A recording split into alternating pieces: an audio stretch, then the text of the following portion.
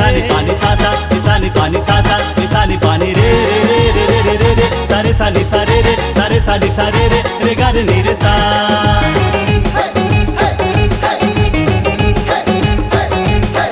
मन मोहिनी मोही डारे वो मन मोहिनी है गाँव के गोरिया हाय पड़े बर जावते सहरिया।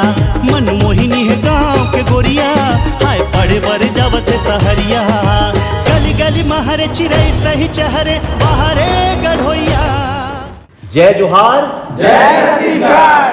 संगवारी हो आप पल्ला बताते हुए मोला बहुत ही खुशी हुआ थे कि ये बछर 2026 में 3 अप्रैल के छत्तीसगढ़ी संगीत जगत में मोला 25 बछर पूरा होने वाला है।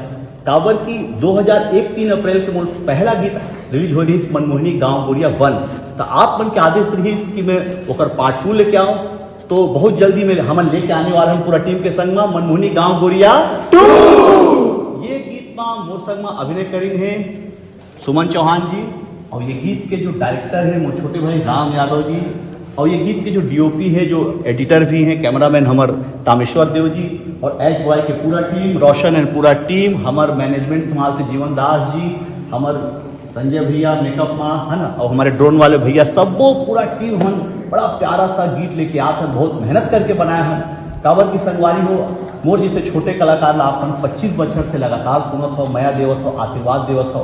आपके आशीर्वाद और मया के बदले में मैं आप ला का दे सकत हो, बस अपन गीत सुना सकत हो। तो वही गीत जिन गीत ला अपन बहुत मैं दुलार दे हो, वही गीत 3 अप्रैल के बहनिया 7 बजे Nitin Dubey official YouTube channel में रिलीज हुई।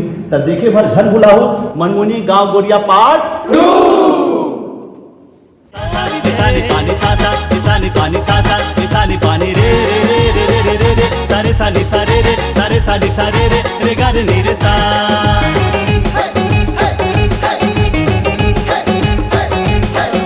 मन मोहिनी मोही डारे वो मन मोहिनी है गाँव के गोरिया हाय पड़े बर जावते सहरिया।